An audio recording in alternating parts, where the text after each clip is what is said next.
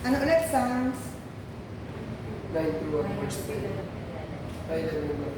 Level at saka, ano? Mateo? Matthew 4 verse 6. 4:6. Matthew 4 verse 6.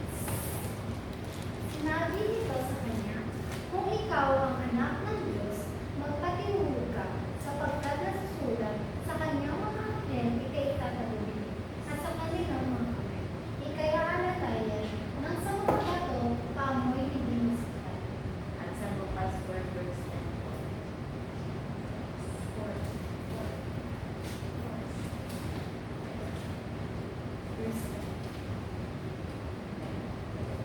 Lucas 4 verse 10. Dahil nasusulat sa kanyang mga anghel, ika'y pagbibigay. Sila'y umutusan upang ikaw ay ingatan. Ayun po, ang sinasabi ko dito yung mga tao pong sumasampalataya po kay Lord po na ano po, iingatan po ng kanyang mga anghel po na binilin po ni Lord po na ingatan po tayo lahat. Kasi ano po, yung mga sumasampalataya po sa kanya is nasa kanya na po and hindi po siya, hindi po tayo binili daw po kay Lord po. Yan lang po. Hindi lang.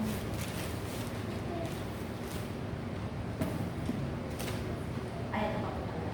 Nagabayan na iingatan tayo ni Lord sapagkat tayo nasa Kanya kung kaya tayo ay ligtas sa Panginoon. Yan lang po. Question po.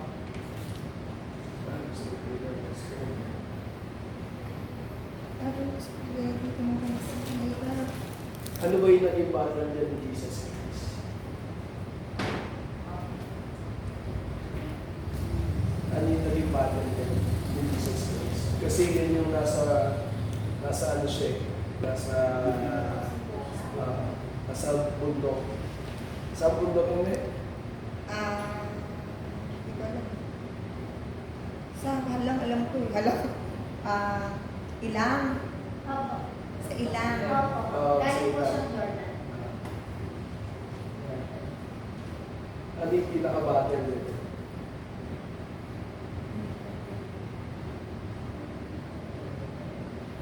Nandyan yung temptation.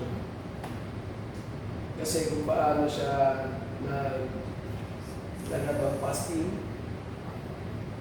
dahil alam ng devil na hindi pa siya kumakain, dahil ang utang natin hindi lang tao, kasi katawan tao pa dito si Kristo, hindi pa siya total Diyos, so pwede pa siyang mag-isip. Diyos siya tayo.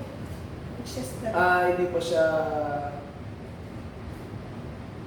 nasa tinatest nga siya ni Satan. Diyos siya, kahit nakatawang-katawang na.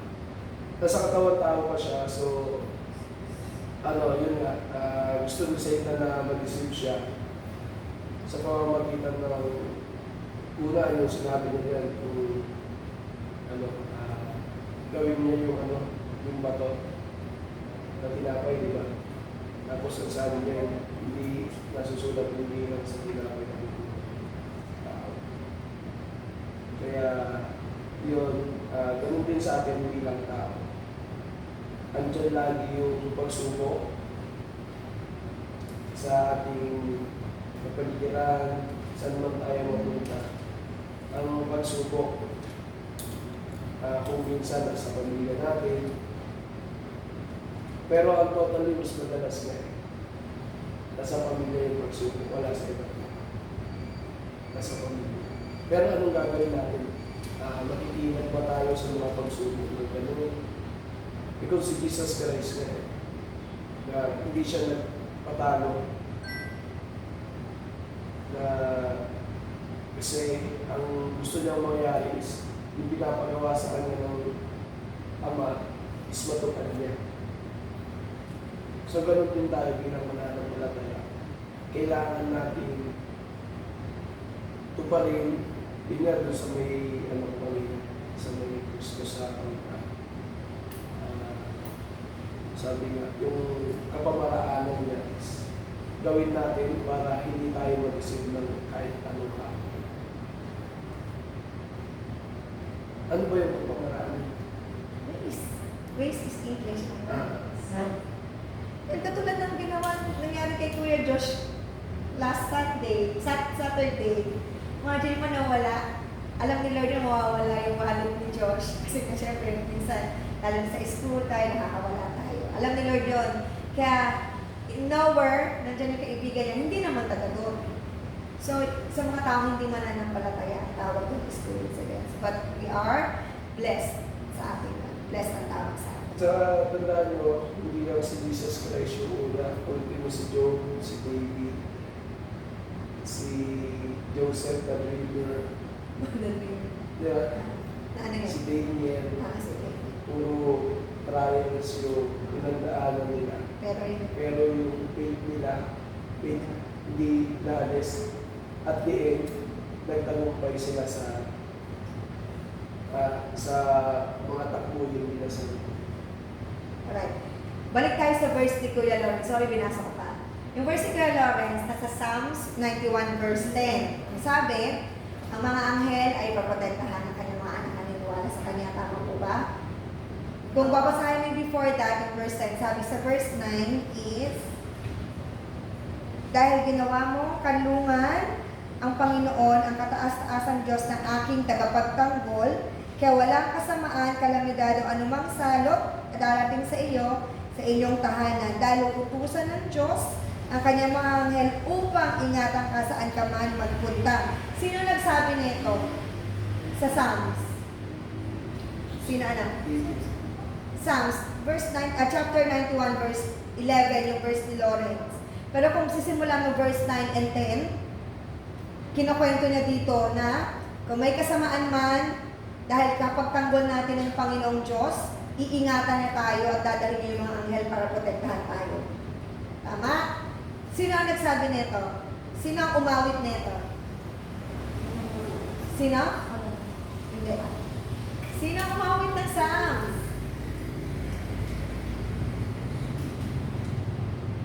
Sa drawing siya yung mahilig magdugtog ng harpa. Starts with sabi ko na David.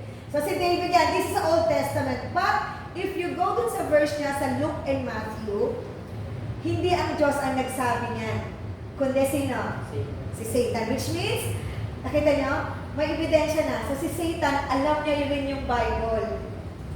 Imagine mo, alam niya ni Satan yung Bible, hindi nagpa-deceive si Jesus Christ nung sinabi niya yun. Di ba sometimes, pag may narinig tayo magaling magsalita sa Bible, wow, naniniwala na ako yung mga tumatayo dyan, sumanib kayo sa amin, ganyan-ganyan, kasi ang galing magsalita eh. Pero dahil hindi niya alam ng taong to na nakinig, ano talagang salita ng Panginoon, madidisig siya. So nakikita niyo? So, yung verse na Matthew and Luke na sinabanggit niya, si Satan nagsabi no. Pero kung babasahin natin, nasa Psalms 91 verse 11. Okay? So binigyan na tayo ng sample. So tandaan natin na si Satan, alam din yung Bible.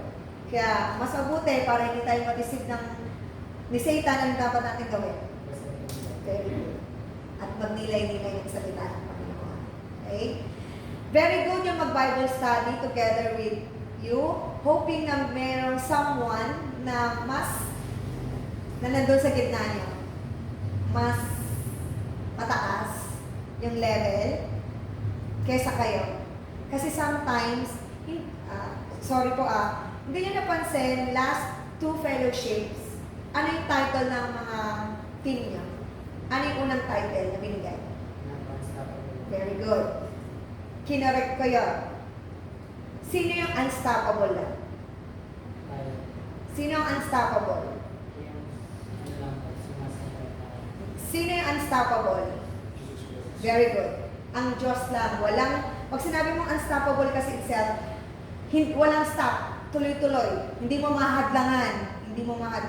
Pero tayo, ano tayo? Very good. Second, ano yung team nyo ulit? Ultimate race. Pag sinabi mong ultimate race, yun ang final race. So, ibig sabihin, na nandun na tayo sa final race. Kinarek ko ulit.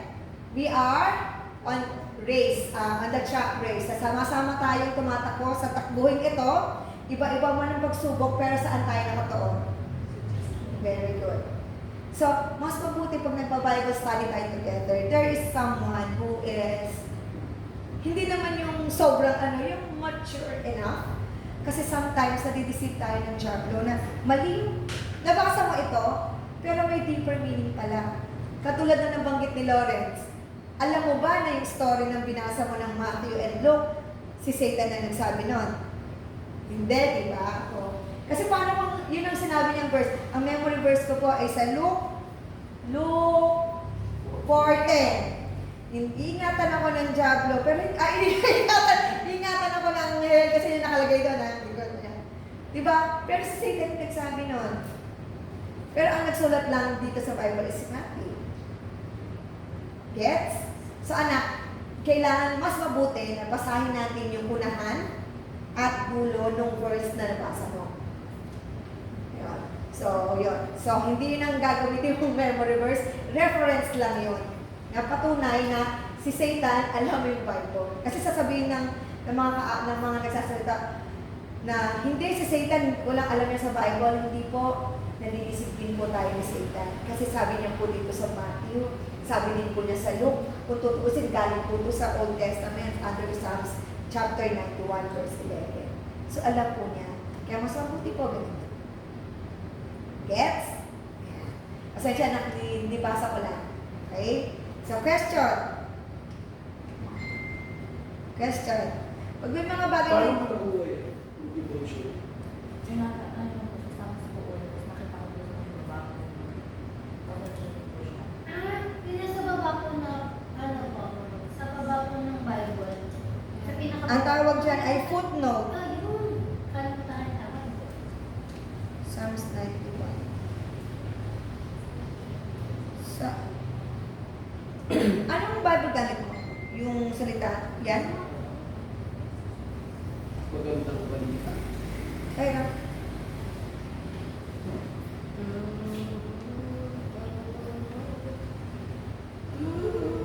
ay,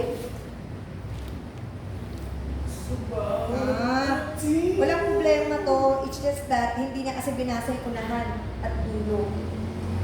Akala ko kasi, oo, kailangan binabasa natin yung buong story. Kaya nga, mas mabuti. Ang mga pastor, hindi lang itong verse na yun binabasa niya yung previews. Ito reference to.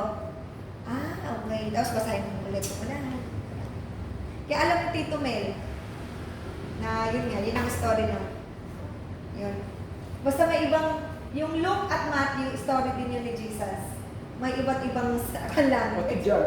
Diyan, iba't ibang kung paano nilahad. Kunyari ako nagkwento, same story, iba yung story niya. Yun yung mga kasama ni Jesus Christ. Isasabihin si Kuya Nick. Sige. Nag-disciple sila. So ngayon, iba-iba yung naging revelation sa kanila doon sa nakikita lang sa ginagawa ng Diyos. Katulad ko yung alam sa Luke 23. Yung buong chapter na is puro kay Jesus na yung nakapako siya sa cross. Yun yung nalala Kasi, kumbaga tayo, syempre, pag nagkwento, kwento ko sa inyo ngayon, may mga letra tayo na hindi nyo lahat makukuha. Mapapalitan na yung iba, mas gumaganda. Hindi ako marunong O either magkwento. madadagdagan or mababawasan. Ganun. Ganun din sila sa Pero almost marami silang similarity doon about sa ni Jesus Christ. Kwento. Okay.